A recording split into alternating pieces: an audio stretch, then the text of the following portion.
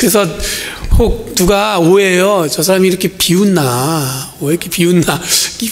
그래가지고 제 옆에 있던 어떤 목사님이 그랬어요. 이 사람이 원래 나이스한 사람인데 지금 얼굴이 이래가지고 비웃는 것처럼 느껴진다고. 하여튼 뭐 저 개인적으로는 참 이게 좀 빨리 안 나는 것 때문에 조바심 나지만 나름대로는 굉장히 또 여태까지 못 누리던 호사를 누리고 있습니다. 우리 집사람이 얼마나 저를 극진하게 이렇게 하는지. 예. 여러분 사랑합니다. 여러분 참 우리가 살면서 좀 안타까운 얘기들이 좀 안 들리면 좋겠는데, 잘 아시겠지만 여러분들 그 북쪽 캘리포니아에서 불이 크게 났잖아요. 그래서 소노마 카운티부터 시작해갖고 나파, 뭐 멘도시노까지 그냥 완전히 불이 덮었어요. 여러분들 제가 들은 가장 아픈 소식 중에 하나는 결혼 생활 72년 하셨대. 부부인데 72년 하셨는데 두 분이서 손잡고 불에 타서 돌아가신 거예요. 그 집이. 그 아들이 인터뷰를 했는데 아들도 할아버지더라고요. 아들이 이제 되게 안타깝게 생각하면서 그 두 부부가 자기 부모님이 그렇게 함께 돌아가신 것에 대해서 또 나름 굉장히 좀 긍정적으로 인터뷰하는 걸 보면서 여러 가지 생각이 들었는데, 여러분들 허리케인은 아무것도 아니에요. 여러분 허리케인은 집이라도 남아있잖아요. 그 플로드 바스켓을 우리가 지난주에 저희가 다 해가지고 77개를 보낼 거거든요. 그거는 여러분들 집이 남아있기 때문에 깨끗하게 클린하라고 보내주는 건데, 불은 하나 남김없이 그냥 태워버렸어요. 그리고 여러분들 우리가 가까운 데 있고 우리 연회에 속해 있는 교회도 있고 막 그렇거든요. 그래서 여러분들 우리가 다음 주에 그분들을 위해서 특별한 것을 하려고 합니다. 그래서 여러분들 우리가 이럴 때 여러분들 우리 마음을 어떻게 할지 모르겠지만 돕겠다고 하는 마음이 있어야 되지 않겠습니까? 그러니까 다음 주에 특별한 것을 하면서 보내려고 하는데, 여러분들 이번에는 그래요. 다른 게 없고 돈이 필요하대. 왜냐면 완전히 다 사라졌기 때문에. 보험을 든 사람은 뭐 여러분 지금 불이 베이커스필드에도 나갔고, 많은 목사님이 메일 왔는데 자기 교인 목회협조회 위원장님 집이 불탔는데, 다른 집도 불탔는데 보험 든 집은 괜찮은데 보험 안 든 집은 그냥 완전히 그냥 아무것도 없는 거예요. 아무것도 남지 않은 거예요. 그러니까 여러분들 위에 긍휼한 마음을 가지시고 위에서 기도하는 마음을 가졌으면 좋겠습니다. 예, 다음 주에 같이 이렇게 봉헌하도록 하겠습니다. 여러분, 하나님 나라와 소망과 삶이라는 제목으로 말씀을 나눌 텐데, 주보에 보면은 여러분들 그 설교 요약이 있어요. 그래서 보시면서 같이 말씀을 보도록 하겠습니다. 여러분, 지난주에는 이런 포도밭 비유로 하나님 나라에 대한 예수님의 비유를 읽었습니다. 이번 주는 마태복음 21장 1절에서 14절 말씀, 혼인잔치의 비유인데, 여기서 똑같이 예수님께서 하나님 나라에 대한 비유입니다. 그러니까 여러분들 오늘 주제는 하나님 나라, 천국에 대한 이야기를 하는 거예요. 그러니까 여러분들 잘 들으시기 바랍니다.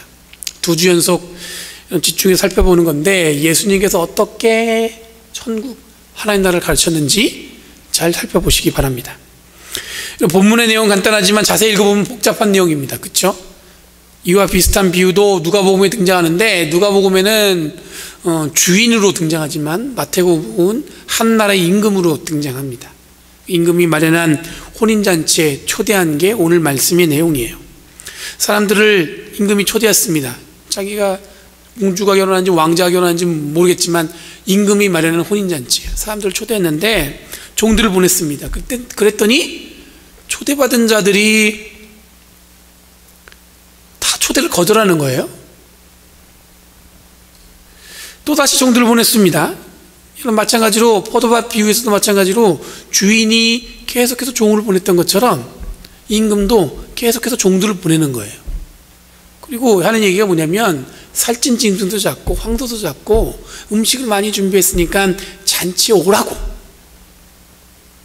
그런데 어떻게 사람들이 반응하냐면 각자 할 일을 위해서 가는데, 한 사람은 밭일을 하라고 하고 한 사람은 어떻게 해요? 장사를 갔다고 얘기하고 있습니다. 그리고는 뭐냐면 그 보낸 종을 나머지 사람들이 어떻게 했어요? 죽여버렸어요. 이런 포도밭 비유하고는 달리 오늘 혼인잔치에 초대한 거는 여러분들 조건이 없습니다. 그때는 소출, 뭔가 이렇게 주인이 얻을 게 있으니까 사람을 보내가지고 밭에서 얻어낸 것을 얻기 위해서 갔지만, 오늘은 뭐예요? 순전히 잔치에 초대된 되어진 거예요. 임금이 세금을 걷기 위해서 종들을 보낸 게 아니란 얘기예요. 그냥 잘 마련된 음식에 그 자리에 와서 먹고 마시고 즐기면 되는 건데 그걸 사람들이 거절하는 거예요. 그리고 종을 죽이는 행위, 잘 이해가 되지 않습니다. 임금이 가만히 있을 리 없습니다. 군대를 보내서 그 마을을 불태워버리고 그 살인한 자들 다 잡아다가 여러분들 다 똑같이 죽여버립니다. 심판이죠. 당연한 겁니다. 어떤 임금도 이런 상황에서 가만히 둘 리가 없죠. 근데 왜 초대받은 자들이 함부로 이렇게 임금의 종들을 함부로 대했을까요? 그냥 막, 아니 잔치에 초대하러 왔는데 죽일 필요는 없잖아요. 여러분, 임금의 입장에서는 예상치 못한 상황일 것이었습니다. 초대받은 자들은 임금에 대한 불만이 있거나 그닥 좋은 임금이 아니었을지 몰라요.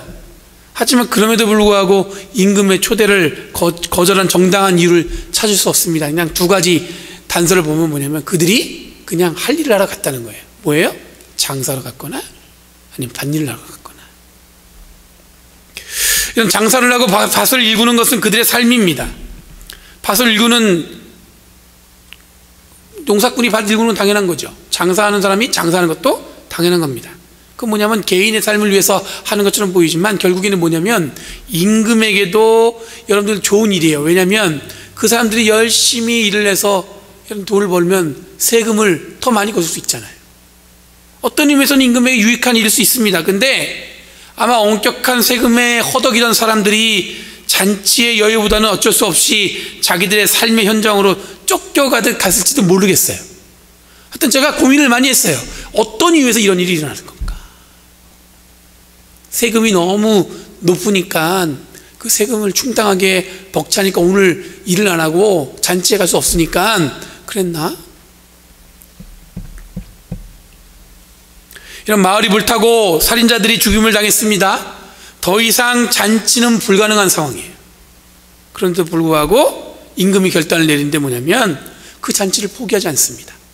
그리고 악한 자든 선한 자든 길에 가서 모든 보이는 사람을 다 어떻게 해요? 잔치에 초대하라는 거예요. 여러분, 파국으로 끝날 것 같던 잔치는 여러분 임금이 반드시 해야 되는 사명과 같습니다. 임금은 혼인잔치를 포기하지 않습니다. 그 정도 됐으면 그냥 대충 치르고 말 텐데 사람들을 보내서 뭐라고 얘기했냐면, 야, 이 초대는 했지만 오지 않는다는 거예요. 가서 아무나 다 데리고 오는 거예요. 아무나. 초대의 대상자가 처음에 있었지만 이제는 뭐예요? 대상자가 없어졌어요. 대신 누구예요? 아무나. 악한 자도 다 포함해서 잔치에 데리고 오라는 겁니다. 여러분, 잔치에 사람들이 넘쳐났습니다. 가리지 않고 모두에게 허락된 잔치인 만큼 풍성하고 많은 이들이 시끌시끌한 잔치였을 겁니다. 근데 임금이 그 잔치의 자리에 나아갔습니다. 사람들을 만나기 위해서 갔는데 그 중에 한 사람이 눈에 띄었어요. 그 사람은 뭐냐면 보니까 혼인 예복을 갖추지 않은 사람이에요. 그 사람을 보자마자 임금이 물어봅니다. 왜 예복을 안 갖췄냐고. 그랬더니 그 사람이 아무 말도 안 하길래 뭐라고 이야기하냐면 손발을 묶어서 밖에 어두운 곳으로 내치라고 얘기하고 있습니다. 그러면 임금이 한 말이 뭐냐면 아마 거기서 슬피 울며 이를 갈 것이다. 이런 슬피 울며 이를 간다는 얘기는 마태복음에서 계속 등장하는 이 문장입니다. 그러니까 슬피 울며 이를 갈 것이다. 이게 뭐냐면 후회하고 자기가 잘못한 것을 어떻게 하면 어떻게 뉘우칠까 그런 얘기를 한다는 것이겠죠. 이런 혼인잔치에 예복을 입는 것은 이스라엘 문화에서 매우 중요한 일인 겁니다. 아마 임금은 갑작스럽게 초대되어진 사람들을 위해서 예복을 입지 못한 사람들에서 아마 입구에서 그 예복을 마련해 놨을 거예요. 여러분, 이거는 여러분들 임금이라서 그렇게 하는 게 아니라 이스라엘의 혼인잔치는 그 예복을 입고 들어온 게 중요한데 혹시 예복을 입지 못한 사람들, 갖추지 못한 사람들을 위해서 입구에 여러분들 그 예복을 마련해 놓는다는 것은 당연한 거예요. 보편적인 일이라는 것입니다. 그러니까 여러분들 예복을 입는다는 것은 여러분들 못 입는 건 있을 수 없는 겁니다. 근데 오늘 보니까 한 사람이 예복을 입지 않았어요. 완전히 뭐냐면 임금이 마련한 잔치에 어떠한 예의도 갖추지 않은 것이겠죠. 처음 이야기한 대로 이 이야기는 여러분 하나님 나라와 관련이 있습니다. 8절 말씀을 보면 혼인잔치는 준비되었는데 초대받은 사람들은 이것을 받을 만한 자격이 없다라고 말씀하고 있습니다. 처음에 초대를 해서 사람들 보고 오라고 그랬는데 그 사람들이 자격이 없어요, 이제는. 그래서 임금이 한 건 뭐냐면 그렇게 초대한 사람들 다 제껴놓고 누굴 초대한 겁니까? 아무나 다 초대한 것이죠. 천국도 마찬가지로 천국잔치는 준비되었는데 마련된 천국잔치에 올 만한 자격을 갖춘 사람이 없다는 말로 들립니다. 하나님께서 천국잔치는 잘 준비해냈는데 그 잔치에 초대했는데 사람들이 그게 올 생각을 안 하는 거예요. 혼인잔치를 천국으로 이해하면 처음에는 초대받은 자들이 따로 있었습니다. 하지만 마지막에는 이 초대의 범위가 어떻게 됐습니까? 초대된 사람들만 오는 게 아니라 누구예요? 모두가 다 오게끔 만들어놨어요. 누구든지, 심지어 누구도 악한 자도 다 초대되셨어요. 그런데 쫓겨난 혼인 예복을 입지 않은 자를 보면 누구든지 허락된 천국에도 이런 예복을 입지 않는 자는 어떻게 된다는 거예요? 쫓겨나고 만다는 거예요. 여러분, 자기 일에 충실했던 자, 장사라 가고 밭일을 해놨다 간 사람들, 그리고 혼인 예복을 입지 않은 자, 이 두 카테고리가 공통점이 확연하게 드러나지 않지만 분명한 것은 뭐냐면 임금이 마련한 잔치에 맞지 않게 한 어떠한 행위가 그들한테 있었다는 거죠.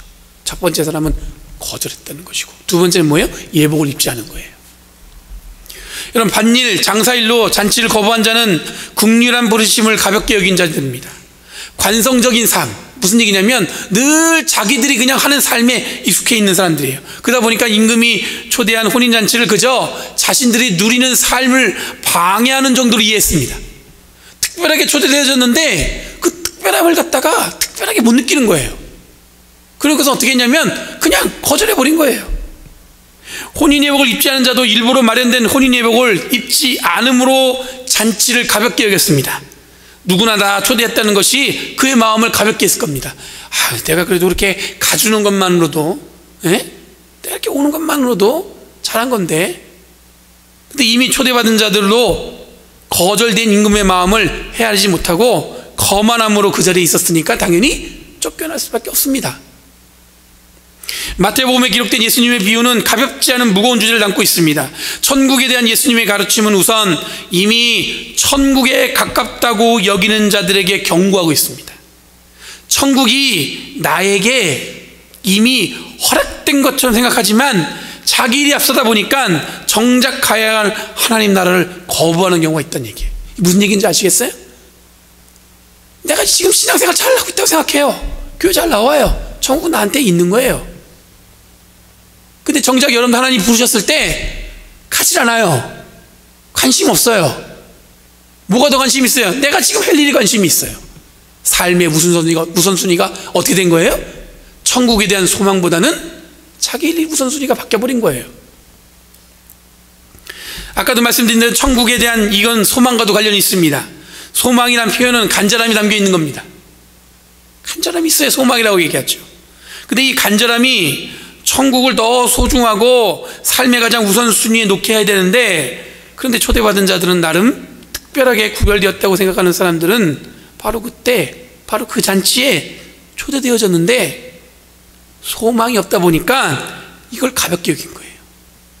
내가 해야 할 일에 집중해서 정작 소중한 천국을 거부하고 만 겁니다. 천국에 대한 소망이 있는데 그걸 여러분들 자기의 다른 것이 그 앞서서 우선순위 올라가 있는 거죠. 임금과 마찬가지로 이 천국 전체에 대한 하나님의 준비는 포기가 없습니다. 한 번 더 종을 보냈을 때 거절했으면 두 번째 또 종을 보냅니다. 그리고 그들이 완전히 거절했을 때 임금이 어떻게 했습니까? 모든 사람들 초대하려고 또 종을 보냅니다.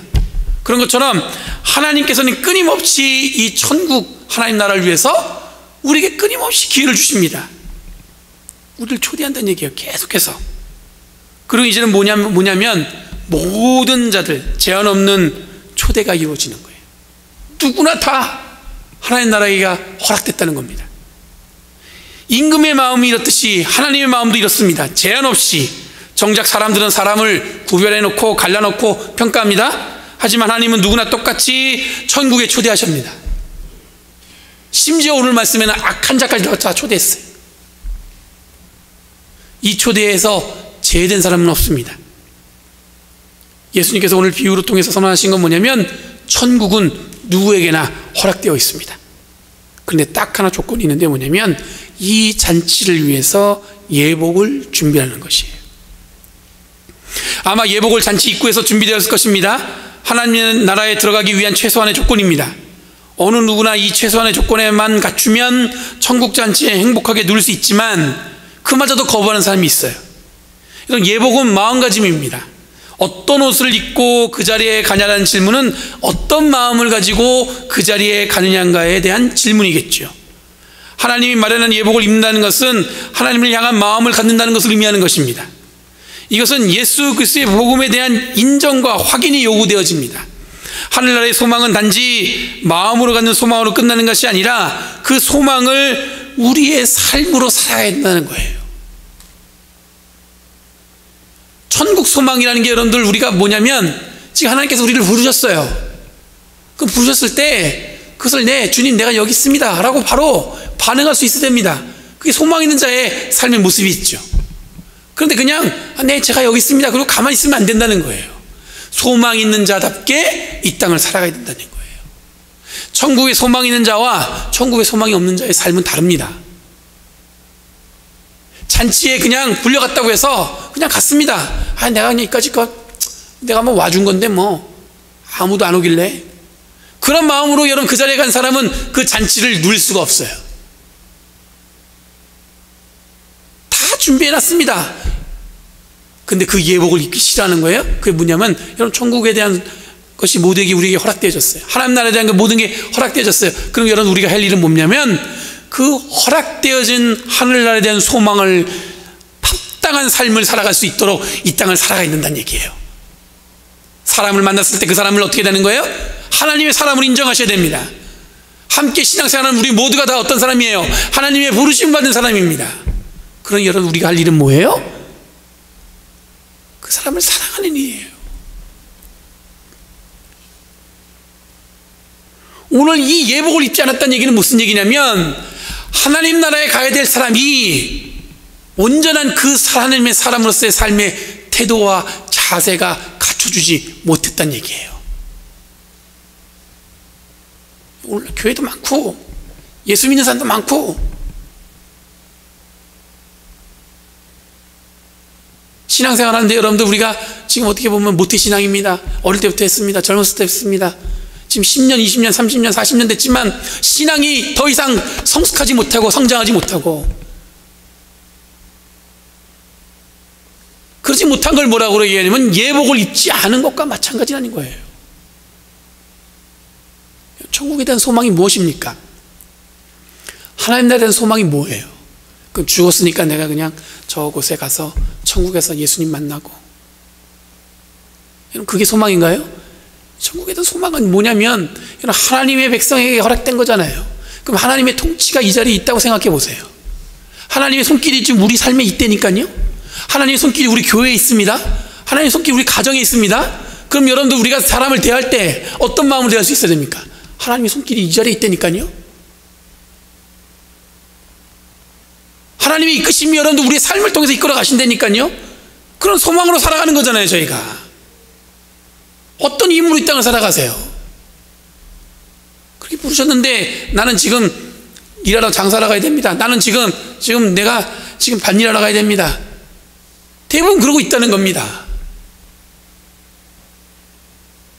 그런 소망을 갖고 있는 사람은 우리의 삶이 실제적으로 바뀌어야 된다는 얘기죠. 여러분들 그 답은 제가 말씀 안 드려도 여러분 머릿속에 다 있어요. 교회 다니는 사람은 이래야 돼, 신앙을 이래야 돼, 집사는 그렇게 정도 해야지, 권사는 그렇게 해야지, 장로는 그 정도 돼야지, 목사님은 어떻게 해야 되는 거예요? 제가 그냥 여러분들 보는데 목사 같지 않게 하고 다니면 여러분들 뭐라고 그러겠어요? 목사가 왜 저래? 마찬가지입니다. 누군가 그럴 겁니다. 교회 다니는 사람이고 신앙생활 잘하는 사람이라고 얘기하는데 맨날 교회 간다고 얘기하고 권사님이라고 얘기하고 집사님 얘기하는데, 아니 교회 권사가 왜 그래? 집사가 왜 그래? 그런 얘기 하겠죠. 이미 우리는 답을 알고 있습니다. 어떤 것이 예복을 입는 것이고 어떤 것이 하늘나라의 소망을 갖는 것인지 우리는 다 알고 있어요. 근데 언제까지 그걸 여러분 알고 있는 것만 갖고 머뭇거리겠냐 이거죠. 머뭇하지 마시고 지금 이 자리에서 이 순간 하나님이 나에게 주신 사명, 하나님이 나에게 주신 어떤 그런 놀라운 일들, 내가 받은 은혜, 내가 받은 사랑, 그 모든 것을 여러분들 누구와 함께, 지금 옆에 있는 사람들과 함께 여러분들 그것을 실천하면서 기왕이면 더 우리끼리 더 사랑하고, 기왕이면 더 여러분들 우리 교회를 더 사랑하고, 그러면서 여러분들 우리가 함께 어려움에 빠진 사람들을, 그 사람을 마음을 우리 마음에 두고 살아가는 삶이 온전한 그리스도인의 삶인 줄 믿습니다. 하나님 나라의 소망 여러분 품고 계시죠? 그거 없이 어떻게 신앙생활 하시는 거예요? 그렇죠? 천국에도 소망 다 있으시잖아요. 그럼 여러분 거기에 더불어서 예복을 갖추셔야 돼요. 그게 뭡니까? 간단해요. 여러분이 알고 있어요. 이미 우리는 다 알고 있어요. 못해서 그렇지. 그러니까 여러분들 저는요 이제 우리끼리 시작하는 거예요. 사랑하는 것만으로도 부족해. 미워할 시간이 없어요. 우리가 지금 이제 하나님의 은혜와 사랑을 나눈 것만으로도 부족해요. 제가요 얼굴이 이렇게 된 다음에 무슨 생각이 드냐면 맨날 무서워요. 이렇게 근데 한쪽이 안 웃겨져요. 이게 안 올라가고 시간이 길어지니까 마음에 조바심이 생겨요. 이거 평생 이러면 어떡하나. 근데 또 한의사가 하다가 침을 놓다가 자신이 없어졌는지 갑자기 또 그런 말을 해요. 아무래도 뇌 쪽에도 문제가 있는 것 같습니다. 그러니까 제가 딱 그 얘기 듣는 순간에 무슨 생각이 들었냐면 이분도 잘 모르는구나. 그게 딱 들었어요. 무슨 얘기냐면 사람은 자기가 잘 안 되는 것 같고 자기가 하면 불안해져요. 다 그렇죠. 다 그래요.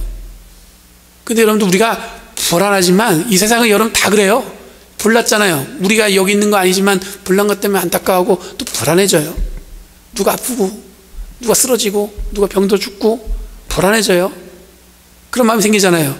근데 하나님 나라에 소망 있는 사람은 그 불안함을 어떻게 바꾸냐면 하나님의 은혜와 기회로 바꿀 수 있어요. 여러분 그냥 그게 제가 그냥 여러분 기분 좋으라고 그런 얘기가 아니라 제가 무슨 생각이 들었냐면 이참에 쉬어간다고 제가 얘기했지만 저는 호사를 누려본 적이 없다니까요. 제가 옛날에는 내가 뭐 먹고 싶어 그러면 그게 딱 와요. 아니 그렇다니까요. 지금 한편으로 또 뭐냐면 쉬고 있으면서 제가 지난 시간에 겪은 일들을 잘 꼼꼼하게 지금 점검하고 있어요. 그러면서 우리 교회의 목회를 내가 어떻게 할 것인가 그걸 고민하고 있어요. 사람들 저 볼 때 안타깝게 봐요. 근데 전혀 저는 지금 안타깝지 않아요. 하나님 나라의 소망이 있으면 여러분 이 모든 거는 다 요만한 거죠.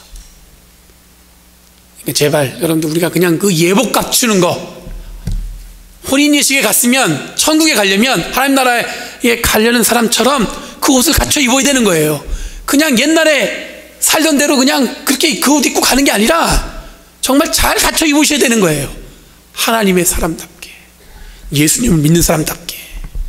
말로만 예수님 믿는다 그런 말 하지 마시고 정말 그런 믿음을 갖고 있는 사람답게 그렇게 이 땅을 살아가려고 노력하면 여러분들 우리 교회 부흥할 수 있고요. 우리가 더 믿음이 더 성숙할 수 있고요. 우리가 걱정하는 것들을 다 여러분 이겨낼 수 있습니다. 하나님이 함께 하신 줄 믿습니다. 기도하겠습니다. 거룩하신 주님 은혜 감사합니다. 오늘 이 시간 우리에게 주신 말씀 잘 기억하고 하나님 하늘나라에선 소망 우리 안에 품고 그에 맞는 합당한 옷을 입고 이 땅을 살아가는 저희들 되게 하여 주시옵소서. 누군가를 차별하고 누군가를 미워하고 나와 다른 것 때문에 갈등하지 않고 하나님 그 안에서 오직 주님의 은혜와 사랑만을 붙들며 살아가는 저희들 되게 하여 주시옵소서. 하나님 천국 소망 갖고 살아가는 사람들입니다. 우리의 삶의 우선순위가 무엇인지 깨닫게 해주시고 하나님 나라를 위해서 우리의 생명을 다하는 저희들에게 주님 이끌어 주시옵소서.